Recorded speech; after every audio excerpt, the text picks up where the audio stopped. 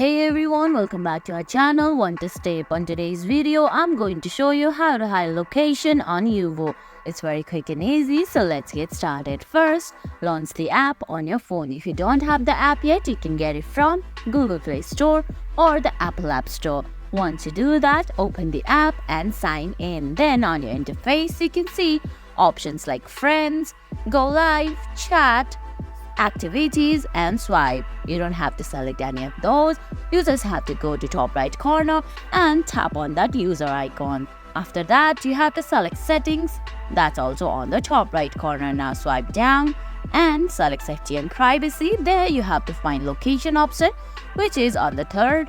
Now tap on it and you can see use my location and hide my city. You just have to turn off the option of use my location. And guys, that's it.